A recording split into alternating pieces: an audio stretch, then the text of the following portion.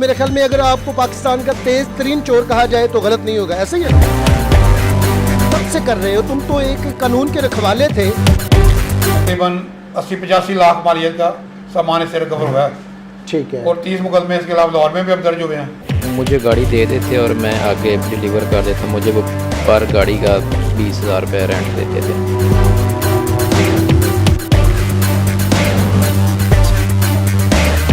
एक 2 माह हुए हैं, लेकिन वो 2 माह में कितने मुकदमात हुए हैं तुम पे? ये 30 मुकदमात हुए। ऐसा ही है, काफी एक्सपर्ट चोर हो। 80 मुकदमा इस पर दर्ज हो चुके हैं। किसी भी जगह, चाहे वो कहते थे पेशावर ले जाओ, चाहे कहते थे मुल्तान ले जाओ, किसी भी जगह लेके जाते थे तो साथ नहीं जाते थे वारदात के वक्त। जब कोई रास्ते में पूछता था यकीनन अपना पुलिस कार्ड दिखा देते थे।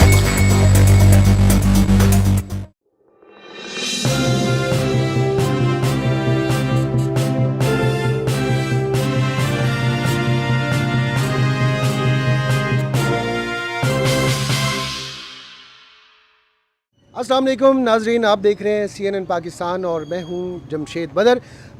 नाजरीन, आज आपकी मुलाकात एक ऐसे मुलज़म से करवाने वाले हैं जो कि बज़ाहिर तो कानून की यूनिफॉर्म में एक मुहाफ़िज़ था, लेकिन वो क्या कहते हैं कि जब मुहाफ़िज़ ख़ुद राहज़न बन जाएं और चौकीदार ख़ुद जो है वारदातिया बन जाए और इसी तरह निगहबान जो है ख़ुद आपको लूटने लग जाए तो हमारा मुआशरे का एतमाद मुहाफ़िज़ों से उठ जाता है। लेकिन सभी लोग इस तरह के नहीं हैं।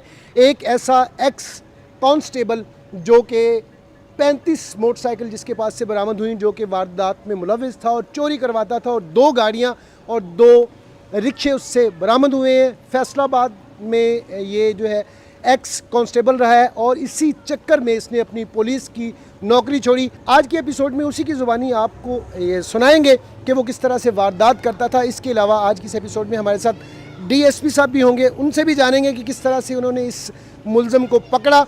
आज की इस एपिसोड में जानेंगे। नाज़रीन, इस वक्त हमारे साथ मौजूद हैं वकार अशरफ गोंदल साहब जो कि एंटी व्हीकल DSP हैं। इन्हीं से जानते हैं कि उस मुलज़म खालदी को इन्होंने कहाँ से अरेस्ट किया। अस्सलाम वालेकुम सर। अस्सलाम वालेकुम सर, कैसे हैं?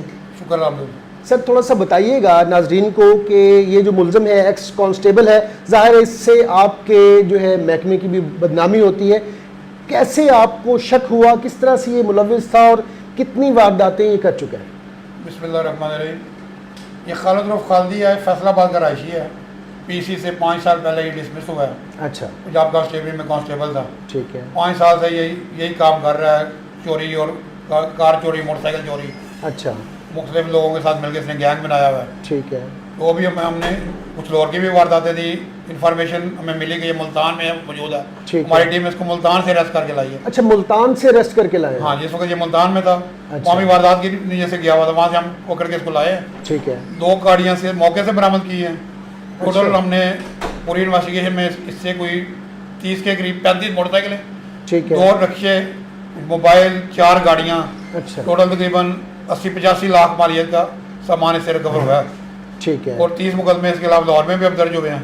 ठीक है। टोटल अब इसके 50 से ज़्यादा मुकदमात में ये रिकॉर्ड याफ्ता है, उसमें चलान है। गोंदल साहब, ये भी बताइएगा हमारे नाजरीन को कि क्या इसका कोई साबका रिकॉर्ड भी मौजूद था? सबका रिकॉर्ड इसका है।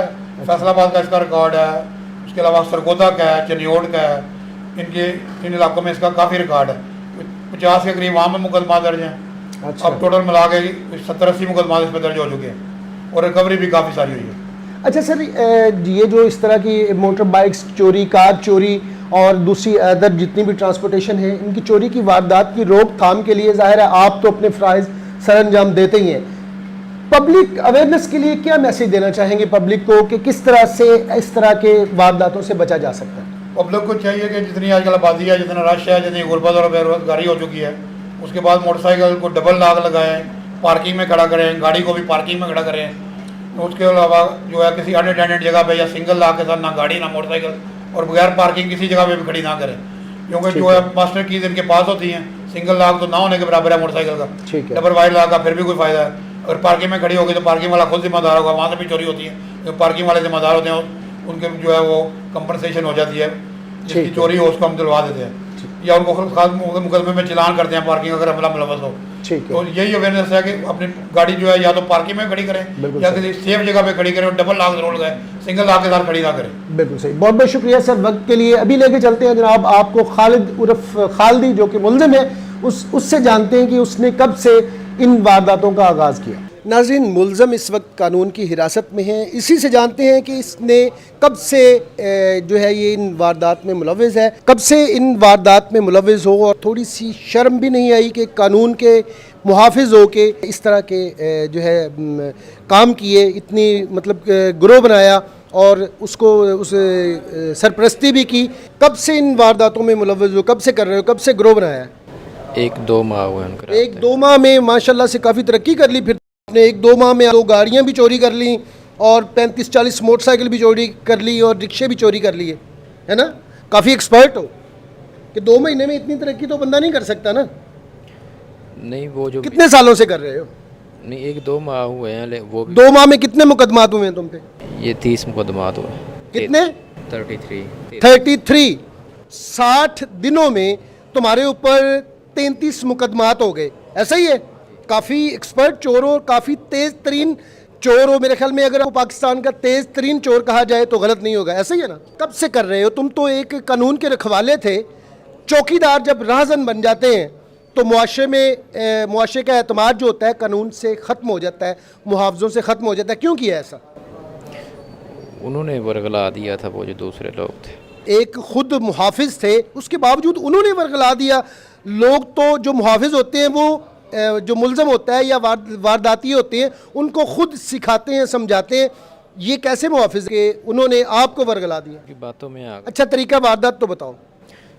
वो मुझे गाड़ी दे देते और मैं आगे डिलीवर कर देता। मुझे वो पर गाड़ी का 20,000 रुपये रेंट देते थे। कहाँ डिलीवर करते थे आप? किसी भी जगह जहाँ उन्होंने कहना है।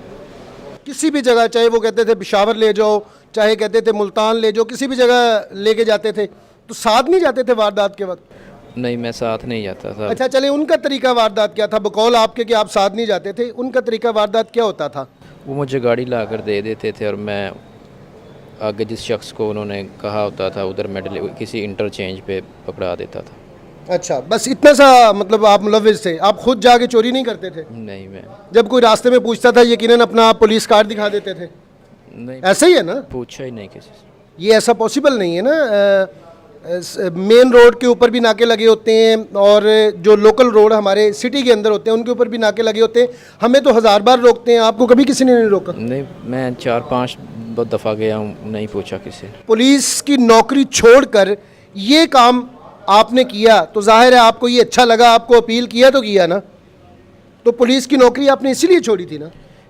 कब छोड़ी पुलिस की नौकरी? बहुत बुरा हुआ है, मुझे एहसास है कि दोबारा नहीं इंशाल्लाह होगा ऐसा। क्या मैसेज जाएगा मतलब मुहाफ़िज़ों की तरफ से अगर आपकी तरह लोग इसी तरह करने लग जाएं तो कितना पछतावा है आपको? सही सही बताना है आपने। बहुत पछतावा है और अगर मुझसे सबक सीखें कि मैंने बहुत गलत किया, मुझे शर्मिंदगी हो रही है। दुनिया के लालच में आपने अपनी इज़्ज़त भी गंवाई, आखिरत भी गंवाई और अब आपके अंदर इतना पछतावा है कि इसके बाद आप कभी इस तरह के जुर्म का इर्तिकाब नहीं करोगे? मैं इंशाल्लाह कभी ऐसा सोचूंगा भी नहीं। नाज़रीन, आपने मुल्ज़िम की ज़ुबानी काफ़ी सारी बातें सुन ली हैं, लेकिन फिर भी मैं आप सब लोगों को एक ही जो है ना बात कहूँगा कि खुदारा अपनी जो भी आपकी कन्वेंस होती है, अल्लाह ने आपको रिक्शा दी है, बाइक दी है, जो भी चीज़ दी है, गाड़ी दी है, उसके एहतियात आप ख़ुद भी किया करें। और मिलते हैं जनाब नेक्स्ट एपिसोड में किसी नए टॉपिक के साथ, किसी नई प्लेस के साथ। तब तक के लिए अल्लाह ने के बाद। पाकिस्तान जिंदाबाद।